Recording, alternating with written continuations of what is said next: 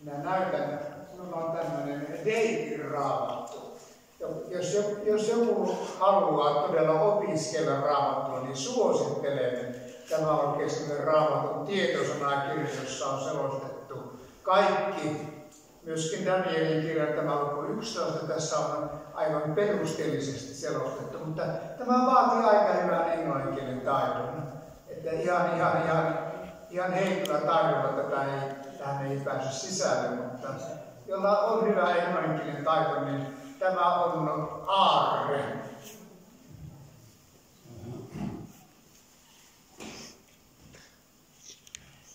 Mutta me vielä tällä kertaa tämän tunnin käytämme Danielin elämään. Ja tuo Danielin kirja 11, sehän on valtava profeetia, käsittämätön profeetia suorastaan. Mutta siitä minä ajattelen, että minä siitä teen suomenkielisen version käännettynä tästä Deikin raamatusta, ja minä muistan näitä kirjoista, niin minä sen jaan. Se on niin voimakasta historiallista kerrontaa, että täytyy olla melkein koulun penkillä, kun kuuntelee Danielin kirjan lukua 11.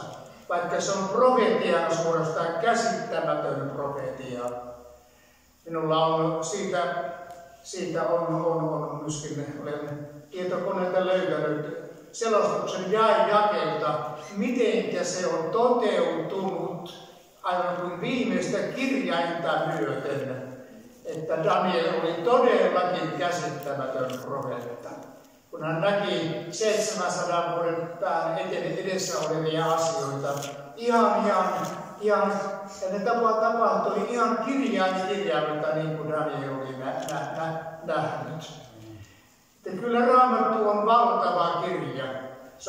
Se on niin paljon syvyyttä ja ihmeellisyyttä, että ihmisjärki ei käsitä ollenkaan, mitä siinä kaikki on, mutta ei voi muuta kuin uskovaisena ja myöskin sanantutkijana kiittää, että kiitos Jumalalle, että oli tällainen mies kuin Danielkin Jumalan käytössä.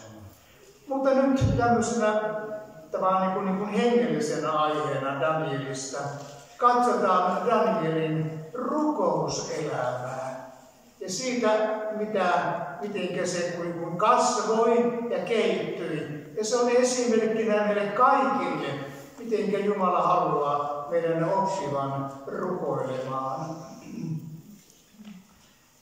Ensiksikin Danielin tällainen, kun sanot, vapaaehtoinen elämä oli pohjana siihen, että piti seurata Jeesusta tai Jumalaa hinnalla millä hyvänsä. Eli Daniel oli oppinut tekemään päätöksiä Jumalan puoleen ja pitää nuo päätökset. Tämä on yksi uskovaisen elämän perusasioita. Me olemme kaikki epäonnistuneet omissa päätöksissämme. Olemme luvanneet ja pieleen meni ja lupaukset jäivät täyttämättä. Mutta Daniel on meille esimerkkinä. Hän päätti asioita ja hän oli lujalla päätöksen takana. Hän elää sen mukaan, mitä hän päättää. Ja ne oli päätökset Jumalan puoleen. Eli hän päätti seurata Jumalaa hinnalla millä hyvänsä. Ja sitten tuo ihmeellinen kokonaisuus, kun hänen 3 ystävänsä, niillä oli sama henki. Eli kaikki nämä 4 ihmistä, nuorta miestä, olivat päättäneet seurata Jeesusta. Maksoi mitä maksoi. Eikä yhtään ollut niin tinkimisen varaa eikä neuvottelun varaa. Eli he ovat meille esimerkkinä, että me seuraamme Jeesusta. Seuraamme Jumalan sanaa. Maksoi mitä maksoi. Kyllä moni kaste asian edessä, voi kun se koittaa keksiä vaikka minkälaisia verukkeita, ettei tarvitsisi mennä kasteelle. Kun on jo kerran kastettu, niin ei sitä toista kastetta tarvita ja paljon muuta. Mutta Daniel plus hänen ystävänsä, niillä oli sama henki seurata Herraa. Ja niissä olosuhteissa, kun oltiin pakkosiirtolaisina, pakolla viety sinne Babyloniin. Ja siellä sitten oli pakko palvella kuningasta ja pakko tehdä mitä määrättiin. Ei se ole aivan helppoa olla orjana ja sitten pakossa tehdä asioita.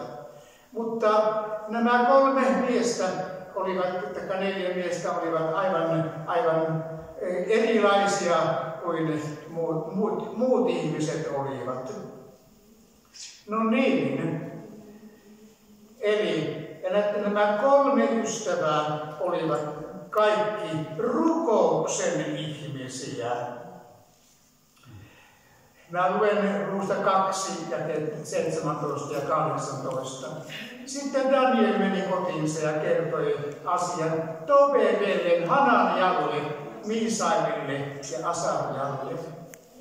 On valtavaa, jos on tällainen uskovainen ihminen, ystävä, jolle voi kertoa asiansa. Mutta näistä on kyllä pulaa. Kyllä se niin on, jos sinä olet niin kuin omaa murhettasi täynnä ja haluaisit kertoa toiselle, niin se toinen saattaa keskeyttää, alkaa kertoa itse omia murheita, että mulla on vielä enemmän kuin sulla. Mutta näillä 3 oli tämä yhteys. He kuuntelivat sitä, mitä toinen kertoi. Ja sitten se oli yhteinen asia. Ja tämä on yksi seurakunnan kauniimpia piirteitä, jos meillä on uskovia ihmisiä, joille me voimme kertoa asioita. Me tiedämme, että tuo toinen ihminen luottaa siihen, että näitä asioita ei levitetä sitten muualle. Me tarvitaan toinen toisiamme. Me tarvitaan sitä, että me saamme kertoa myöskin omia murheitamme toisille ja saamme olla sitten minua muistetaan, taikka sinua muistetaan. Niin, hän kertoi näille Hananialle, Miisaelle ja Asarjalle ja kehotti heitä rukoilemaan armoa taivaan Jumalalta tämän salatun asian tähden, etteivät Daniel ja hänen toverinsa tuotuisi yhdessä muiden Baabelin viisaiden kanssa. Oli mahdoton vaatimus kertoa asioita, joita kuningas ei kertonut kenellekään, ja sitten ne pitäisi hänelle kertoa sitten. Mutta nämä miehet tiesivät, että missä se vastaus on. Nämä tuli 4 ihmistä rukoilemassa, että Jumala paljastaa tämän salaisuuden, ja niinhän sitten Raamattu kertoo. Silloin salaisuus ilmoitettiin Danielille yöllisessä näyssä. Oliko Jumala odottanut tätä, että nämä miehet käyvät rukoukseen? Että hän saa ilmoittaa tuon salaisuuden sitten, jota ei kukaan ihminen ja muuten voisi tietää. Eli näin tärkeä on rukousyhteys. Tätä me tarvitaan enemmän kuin kahviyhteyttä ja jotakin muuta tarjouluyhteyttä. Me tarvitaan rukousyhteyttä enemmän. Ja kokea sitten, että salaisuuksiakin paljastetaan ja salaisuuksia näytetään. Niin Daniel kiitti taivaan Jumalaa. Kyllä se kunnia kuuluu sinne, missä on kaikki viisaus tiedossa. Eli taivaan Jumalalle kuuluu kunnia.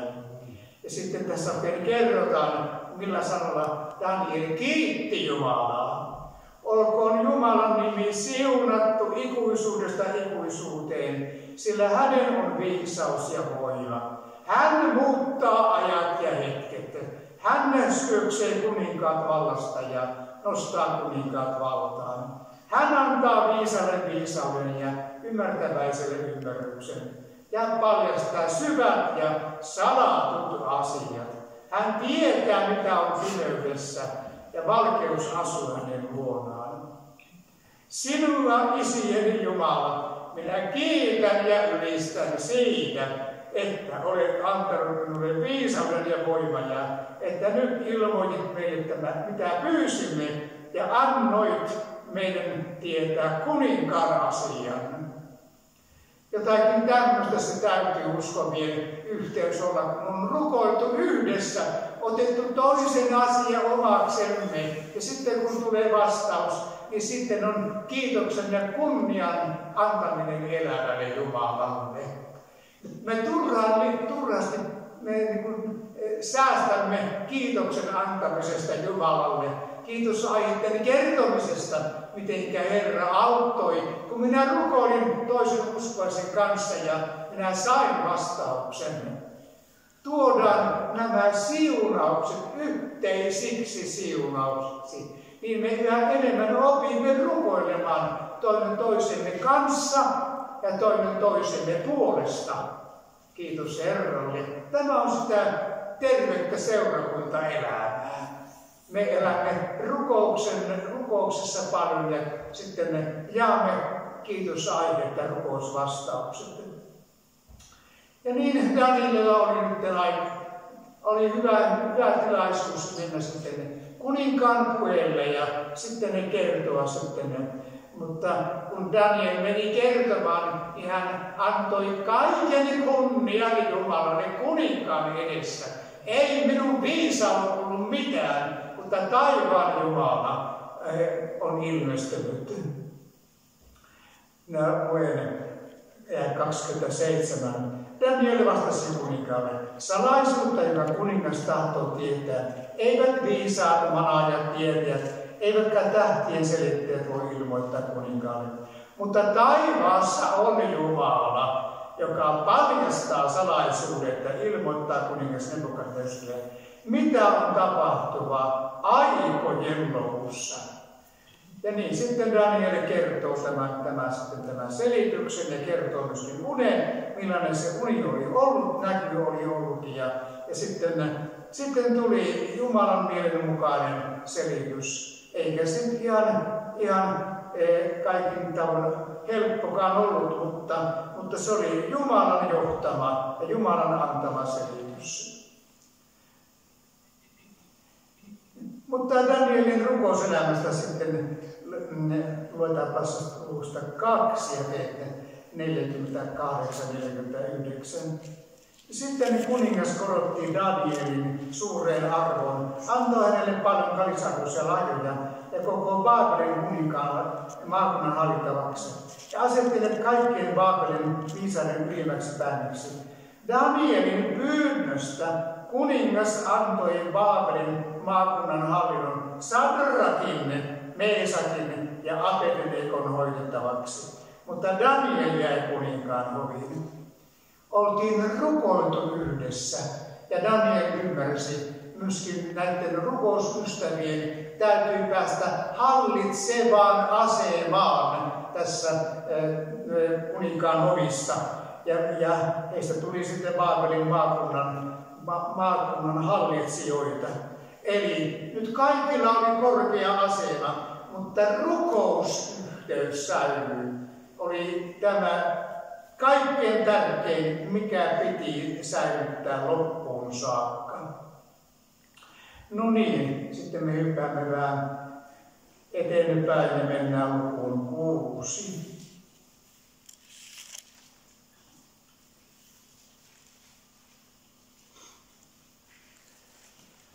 Mä lukeen luen jälkeen 11.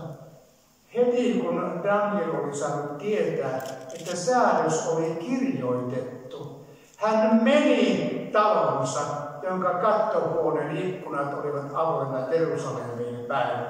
3 hetkenä päivässä hän laskeutui polvilleen, rukoili ja kiitti Jumalansa aivan kun hän oli ennenkin tehnyt.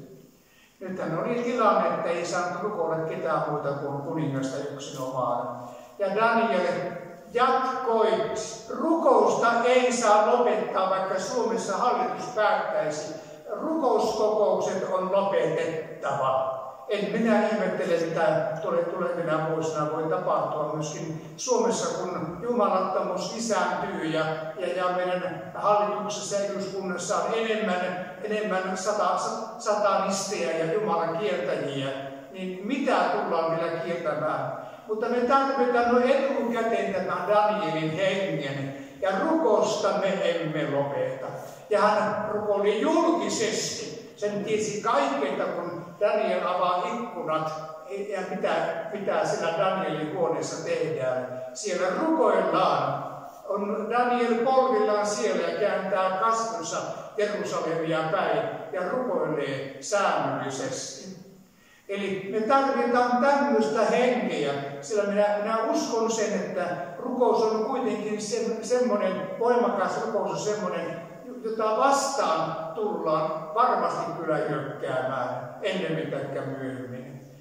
No niin, mutta me jo etukäteen omistamme tämän Danielin hengen, että vaikka mitä tapahtuu, me avataan ikkunat ja rukoillaan Jerusalemin päin. Olemme rukoussa niin kuin olemme ennenkin olleet, emmekä yritä pälyllä eikä paita ja sanata sitä, että me rukoilemme. No niin, ja sitten totta kai kun Daniel oli rukoilemassa, niin nämä sitten kuninkaan virkamiehet yllättäen tulivat ja ryntäsivät sisälle ja tapasivat Danielin rukoilevasta ja anomasta armoa Jumalan edessä. He kuuntelivat ja joutuivat kuulemaan, että mitä Daniel oikein rukoilee. Tämän tilanteen keskellä hän pyysi Jumalalta armoa. Keninkä puolesta, oliko se kaikki näiden hänen ystäviensä puolesta vai oliko se ihan laajemmastikin. Mutta joka tapauksessa hän rukoili armoa Jumalan edestä. Ja totta kai säädös, että nämä miehet, jotka ryntäsivät, menivät heti kuninkaan vuoksi, että Daniel ei tottele sinua, vaan Daniel vain rukoilee. Ja on selvä, että jos me emme lopeta rukousta silloin, kun meitä painostetaan lopettamaan rukous, niin me merkitsee sitä, että me astumme Jumalan ihmeisiin. Semmoisiin ihmeisiin, mitä emme ole ikinä ennen kokeneet, niin kuin Danielkaan ei koskaan ennen ollut kokenut. Koska Parkkanan rukouksista oli leijonien luona. Sinne hänet heitettiin. Ja vastustajat varmasti hyppivät ilosta. Nyt me pääsemme irti tuosta rukoilijasta. Tuo joka häiritsee meitä, kun se rukoilee 3 kertaa päivässä. No niin, näin vastustajat luulivat, mutta kukaan meistä ei kuole ennen kuin määräaika on täynnä. Me saadaan ottaa niin vapauttavaa asemaa, että pelätäkään, että jos sinä kuolet ennen aikoja. Etkä kuole. Se on Jumalan määräämä aika, minkä verran me elämme. Ja Jumala voi pikemminkin vielä jatkaa sitä elämää vanhurskauden tähden. No niin, mutta Daniel oli valmis heitetyksi leijonien luonaan. Ja nehän me kaikki muistamme, että sinnepä tulikin sitten, että leijonien suut tukittiin. Ja niitä eivät voineet tehdä yhtään mitään. No niin, kiitos Jumalalle. Vaikka oli kuningas oikein sineekin, että tästä Daniel ei tule ulos. Ja virkamiehet olivat iloissa, että viimeinkin päästiin irti tuosta. Mutta mitä tapahtui kuninkaalle? Hän oli oppinut kunnioittamaan Danielia ja hän seuraavan yön paastosi. Eihän se kumma juttukaan ole, mutta hänelläkin oli oma tapansa. Hän tottunut syömään myöskin yöllä ja illalla. Ja nyt hän ei antanut tuoda ruokaa mitään. Hän paastosi Danielin tähden. Kyllä se on jännä, kun Jumala panee kuninkaatkin paastomaan, kun uskovat ja tottelee Herraa enemmän kuin mitään muuta. No niin, kiitos Jumalalle. Ja sitten aamulla aikaisin kuningas, että oletko sinä vielä elossa? Onko sinun Jumalasi, jota sinä lakkaamatta palvelet?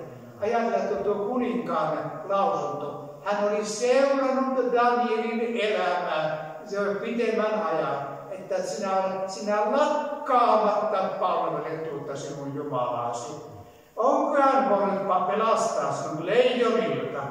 Ja niinhän siinä kävi, että Daniel sai todistaa, että Jumala on lähettänyt enkelinsä sulkemaan näiden leijonien kidalta. Ja mitä hänelle ei ole saanut tullut mitään. Mutta tämä, mikä sitten, tuo jäi 24. Tästä kuningas ilahtui kovin ja käski ottaa Danielin myös luolasta. Kun Daniel oli nostettu luolasta, hänessä ei havaittu mitään vammaa, sillä hän oli luottanut Jumalaansa. Aamen. Eli tässä koulussa me olemme kaikki. Minkä verran minä luotan Jumalaan?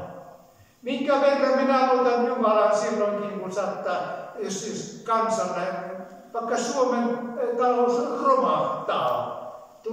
Tulee maailmanlaajuisia asioita, jotka vaikuttavat kansojen taloudelliseen tilaan. Mutta Daniel on esimerkkinä siitä, että silloin kun ei ole mitään järkevää toivoa päästä eteenpäin, niin Daniel luotti Jumalaan. Ja Jumala teki sen, mitä ei kukaan muu voi tehdä. Kiitos Herralle. Eli Daniel on meidän esimerkkimme Jumalan luottamisessa. Ja tästä meidän täytyy enemmän sanoa itsellemme, tässä hankaluudessa minä luotan Herraan. Ja minä kehotan ihan teitä ottamaan tämän yksi tärkeimmistä lauseista vaikeuksien keskellä. Nyt minä luotan Herran, kun ei ole mitään muuta koko maailmassa, kenenkä minä voisin luottaa. Amen. Ja minulla on semmoinen usko ja tunne, että itse kukin meistä koemme Danielin ihmeitä. Kun ei ole maailmassa mitään tietä enää avoimena muuta kuin olla yksin Jumalan edessä. No niin, tuo jäi 27 kuninkaan sanoo, minä olen antanut käskyn, että koko minun valtakuntani alueella on valisten peljättävä Danielin Jumalaa. Hän on elävä Jumala ja pysyy iankaikkisesti. Hänen valtakuntansa ei häviä, eikä hänen herruudellaan ole loppua. Hän pelastaa ja vapauttaa. Hän tekee tunnustekoja ja ihmeitä taivaassa ja maan päällä. Hän, joka pelasti Danielin leijonien kynsistä. Kyllä se niin on, että ainakin minä hengessä koen, että me emme mene helppoja aikoja kohti, vaan me menemme vaikeampia aikoja kohti. Ja nyt meitä on hyvä helppona päivinä kasvattaa tätä Jumalan suhdetta niin kiinteäksi kuin mahdollista. Ja siihen meille kyllä täytyy aikaa riittää. Monen turhan asian pitää jättää pois, mutta se on kyllä. Tietysti minä varmaan niin syväteessä ammatin tähdenkin joutuu lukemaan paljon raamattua. Mutta suurin osa minun raamatun lukua on se, että minä itse saan hengellistä ravintoa. Sen takia minä luen sitä paljon ääneen ja luen sitten, ja kun luen varsinkin hindin kielellä, kun täytyy jokainen sana tarkkaan lukea, niin se on aivan niin kuin koko ajan söisi tavattoman hyvää ruokaa. Se maistuu niin hyvältä, kun sitä pitää ajatellen lukea tuota raamattua.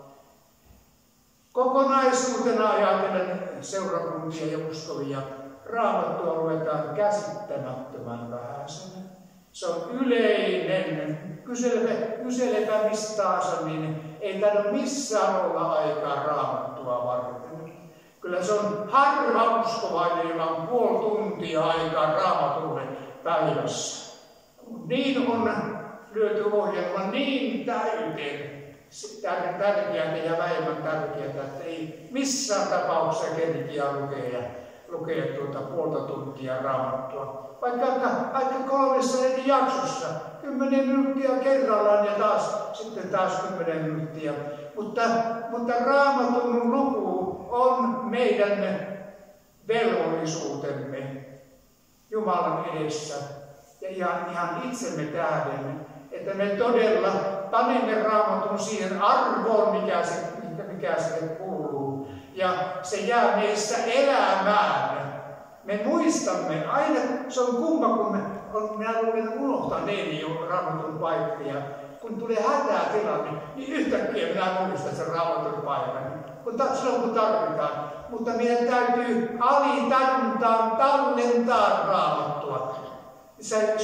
Meillä on niin merkillinen alitajunta, että ei se ole tyhjää täynnä, vaan sieltä Pyhä Henki ottaa, mitä on sinne pantu tarpeen mukaan. Kiitos Herralle. Ja Raamattu on ihmeellinen, että se menee meissä ihan alitajuntaan saakka. Moni kertoo, vaikka minä Raamattua, mä en muista mitään, mitä minä luin. No, annapas kukaan, tulee vaikea tilanne, niin sä muistat ihan tarpeeksi. Tulee juuri niitä paikkoja mieleen, mitä sä silloin tarvitset. Kiitos Herralle.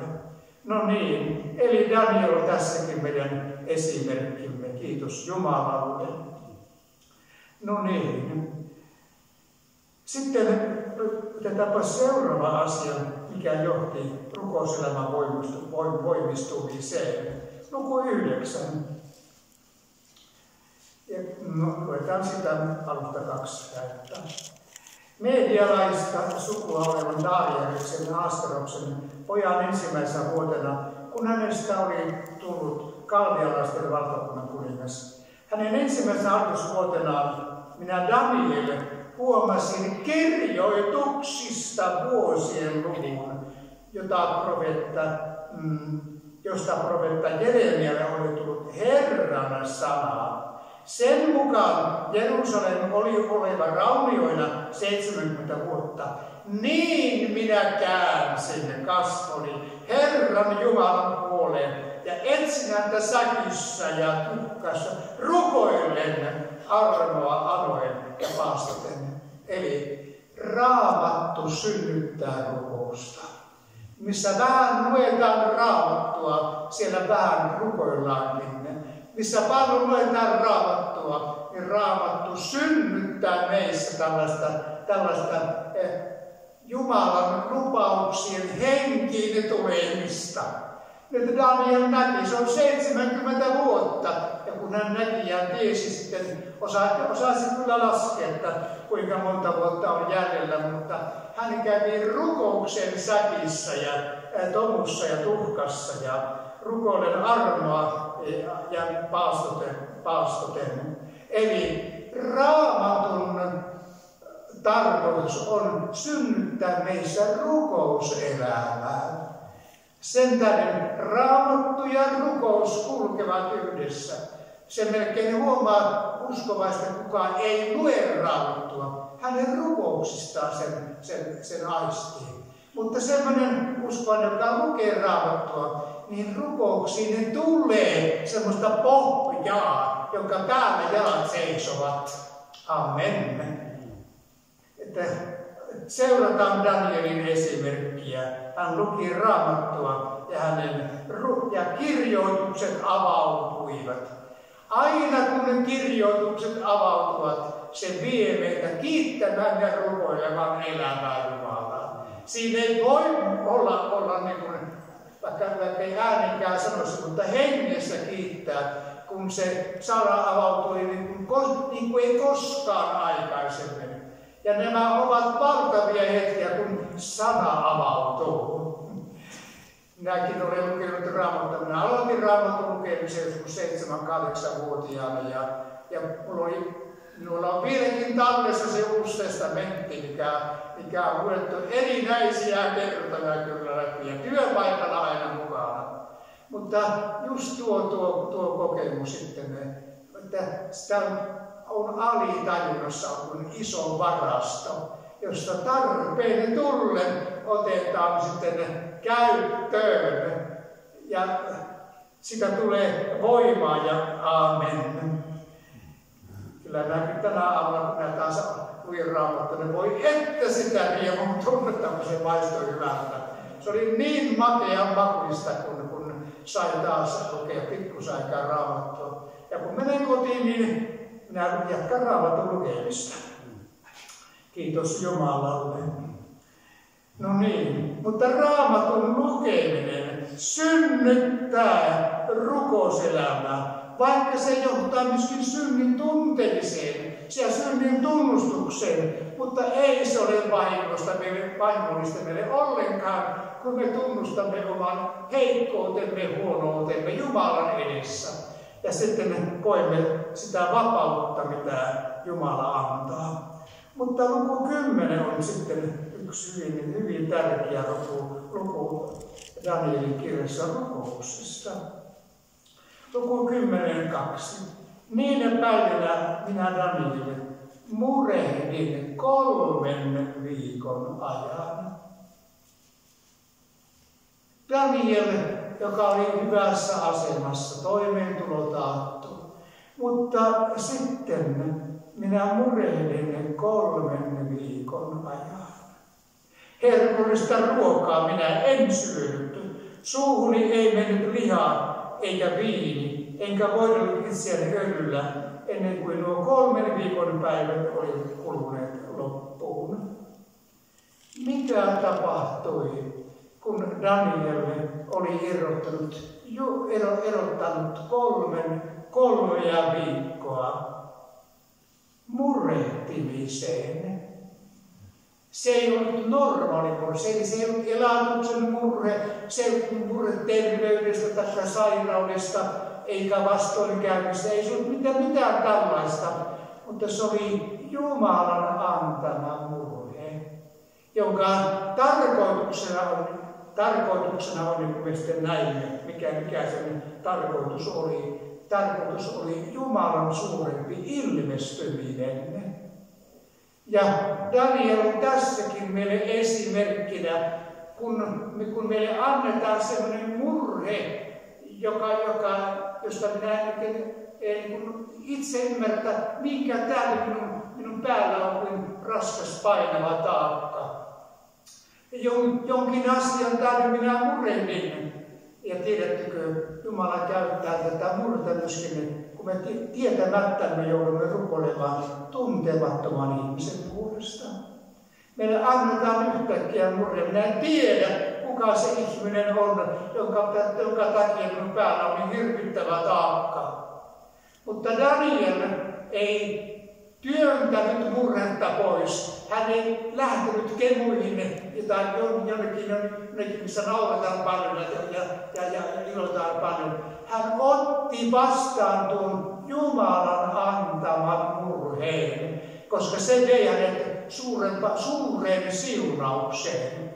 Ja minä tiedän sen ihan omasta kokemuksestakin, että joskus tulee käsittämätön murhe, ei voi muuta kuin sisäisesti itkeä.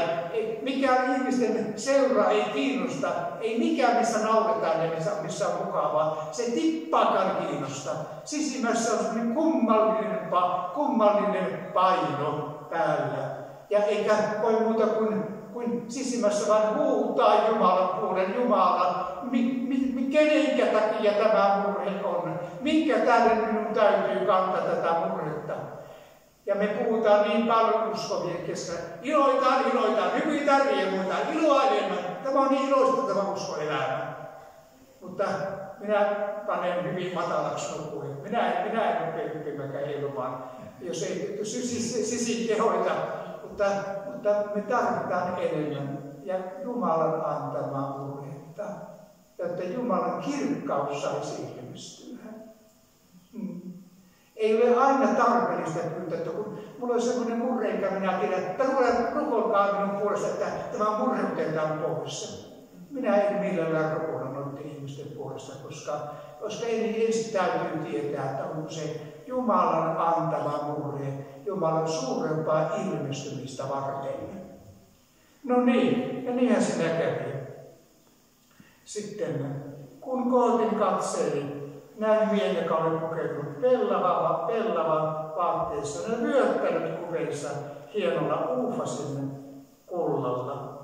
Ja sitten hän kertoo, hän sanoi minulle, Daniel, sinä rakastettu mies, Jumalan lähettiläs, on hyvin paljon maalta tästä, että tässä tilanteessa hän oli Jeesus.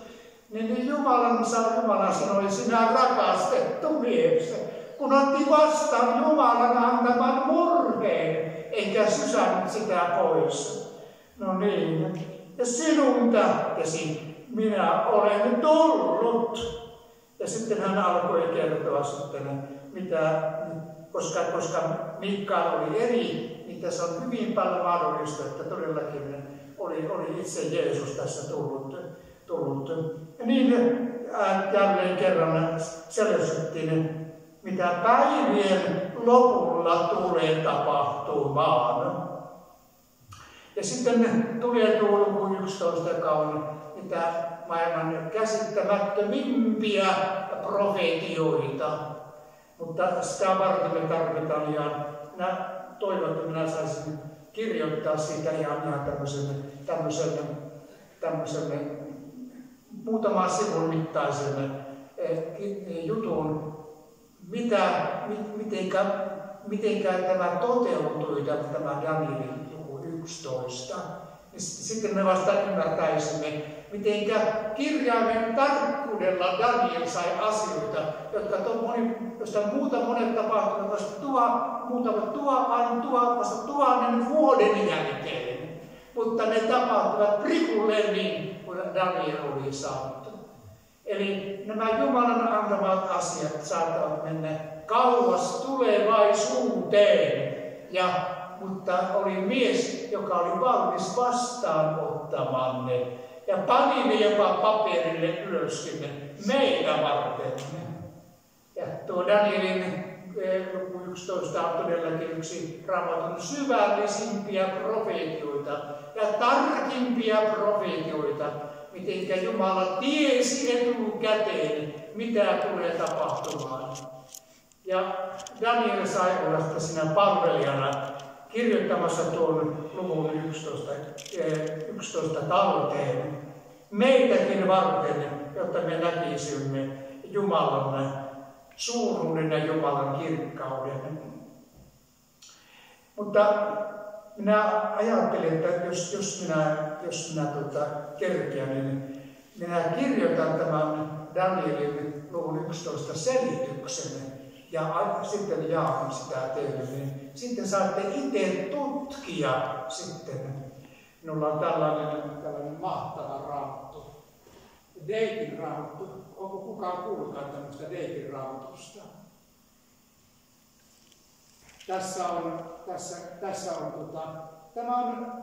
Tämän lukemiseen tarvitaan aika hyvää englantia. Mutta tämä on ehkä kaikkein paras raamattu, mitä minulla on. Tässä on myöskin Danielin luvun 11 selitys on myöskin englanniksi kaikki kyllä. Mutta jos joka haluat, niin hanki itsesi tämmöinen raamattu, niin jos olet englannin taitoinen, niin pääset aarteisiin kyllä sisälle. Mutta kannattaa. No, se oli kyllä jännä, kun me nähtiin nuorena. Oli semmoinen kummallinen tunne. Hankin niin hyvää englannin kielen taito kuin ikinä vaan voit saada. Mulla oli semmoinen sisäinen pakko. Minun on mentävä Englantiin. Ja minun on mentävä englannissa kielikouluun. Ja minun on tehtävä sillä vielä tutkinto sitä kielikoulusta. Ja niin minä sain paperin, että minä olen sitten sen ja sen arvoinen sitten englannin kielessä, kun on paperi kädessä. Mutta se oli sisäinen pakko, että se minun on tehtävä tämä tämmöinen. Ja kiitos Jumalalle, että kun sai se Intia, oli minun parasta aikaa, kun sai olla 3 raamattukoulussa ja puhua kaikki raamattutunnet englanniksi. Se oli oikein hyvää koulutusta ja siitä ei voinut muuta kuin nauttia, kun sai käyttää sitä, mihinkä on vuosikymmeniä paljon aikaa, että täytyy hankkia tämä taito. Mutta näin, Danielin kirja on mahtava kirja, varmasti olemme kaikki samaa mieltä. Ja minä yritän kirjoittaa tuon, jos suinkin löydän jostakin aikaa, niin tuon luvun 11 sitten selityksen, miten se on toteutunut, mutta mun täytyy kääntää se englannista sitten vielä suomeksi. Mutta kiitos Herralle. Amen. Amen. Vielä loppurukous. Minä toivon, että